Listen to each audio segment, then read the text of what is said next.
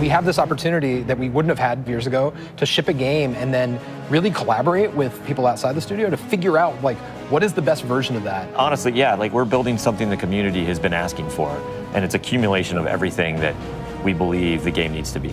The upside to that is we're not holding anything back. All the feedback we've heard for the last year is, this is it, it's in Forsaken.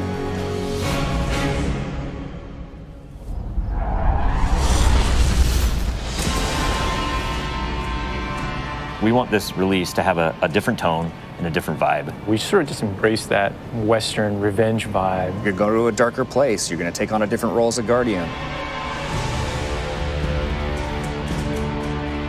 A barren landscape with like the asteroid vibe with like tumbleweeds. And I mean, that just sounded cool. Grit, man. I want to bring the dirt back. And what better way to start a story than to start it with a prison break? Right. Cade's been filling this prison with bad guys that are really bad. And so when it breaks, things can happen to all the world. First place you're going to go to is the Tangled Shore, which is a new part of the reef that you've never seen before. That's right, my friend.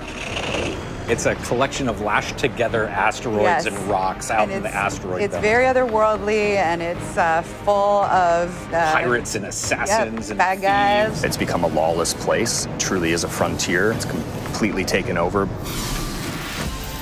The most malevolent force there is the Scorn. They're very aggressive. They're always going to charge and push you. The Barons are the top dogs in the Scorn, and each one has gone back and like committed nefarious crimes. I think of it as the reverse Magnificent Seven, like the worst of the worst criminals. You are hunting down these different Barons. In fact, they're called Baron hunts. So one Baron is a sniper, and you have a sniper versus sniper battle with them. Another Baron is this big, giant, hulking melee character.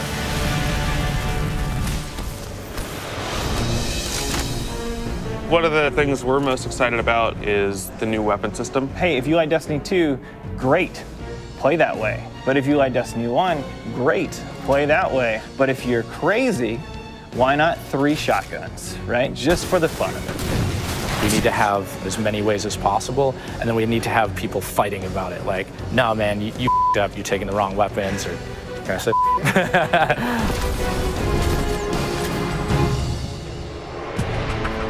So randomables are coming back. Every single weapon is going to feel different when it drops. And we're improving the mod system, so you can customize your weapon the way you want it.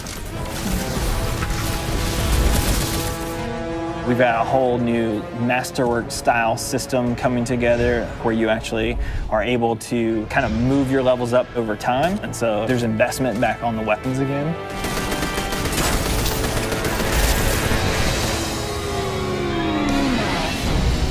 New supers, yeah, crazy new supers. What's your favorite? Fire knives are awesome, which is a different take on Golden Gun.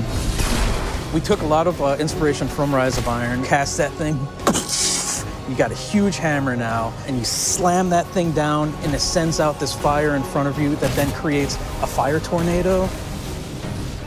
We got to take it to the next level, you know? The idea that anyone who plays, however they play, they're going to have some new way to engage. Yeah. I'm in love with the new Void Warlock teleportation that's like super anime, just like We've been having great games with the Arc Warlock. Basically cast this thing, he pulls back. Yeah, and it's gonna break the game, and I think that's amazing, yeah. You know? We also wanted a new weapon type that felt meaningful, so we came up with a bow and arrow, which seems kind of crazy, but when you use it, you feel like godlike. It is utilitarian, it's fantastical, it's also sci-fi. So we have a short range bow, we have a medium range bow, we have a long range bow. We built this guy, which is like supposed to be super techy. You're like, why would you ever choose a bow in a game that has an automatic, machine gun? But boy, it's deadly. I mean, that's a nice machine gun you got there, buddy, but right, and then it's done. The biggest thing for me going into production on this game was like a new way to play, a new thing to do that like is new to Destiny. Let's see what we've got. We want to be able to give players what they want, but also surprise them. Gambit is a brand new mode. Destiny begs to marry PvE and PvP together. It's like adding bacon to peanut butter and jelly. You start off being able to see the other team that you're going to compete against, so you can taunt each other, you can emote. Each team is in their own separate arena, and they're being assaulted by combatants. They're dropping motes for you to collect, you bank them. When you put them in your bank, you're gonna send a blocker over to the other side that locks their bank down. They can't put motes into it until they take out that blocker. Filling up your bank with the motes is how you summon your primeval. You burn it down, that's it, round's over.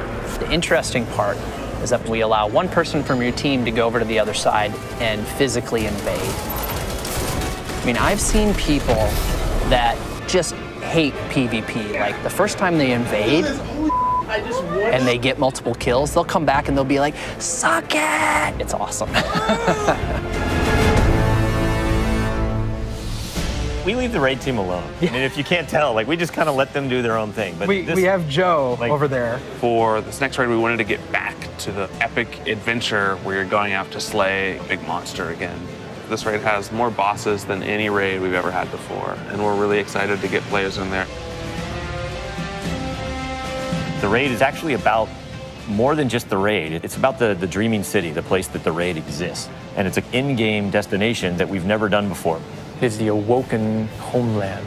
I could talk about the dreaming city for hours. It's like if the Vault of Glass and Dreadnought had a baby. If they were like twins. Or the twins. Yeah, that's actually more accurate. Yeah, they're like twins. If, yeah, like, yeah, you had twins, and then you took those twins and you put them on the doorstep of Peter Jackson, raised them as his own, and then that's the dreaming city. It is magical and weird and mysterious. It's designed to be a destination that has puzzles that you need to solve.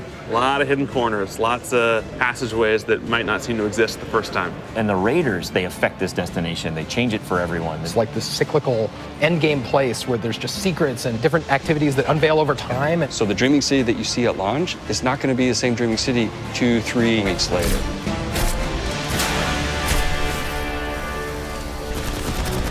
So with every design decision we made for the Forsaken, like the first thing we ask is, how will the community react to this? Players want their investment in Destiny to matter, and they want to be able to see that reflected in the content. We knew we wanted to do something for the collectors in our game, so we built a feature called the Collections. It's a way for you to track all the items that you can go out and acquire.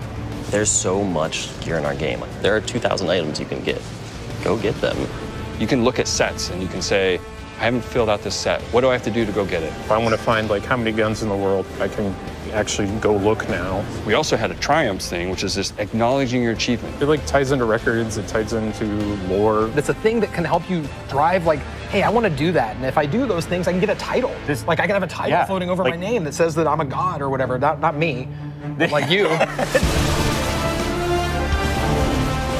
We wanted Forsaken to feel like a game that never ends. So we're going to reinforce the hobby and make the experience something that can be played night over night. We're changing the weapon slots. We're changing how the pursuits work. We're adding new features like the collections and the triumphs. We built Gambit.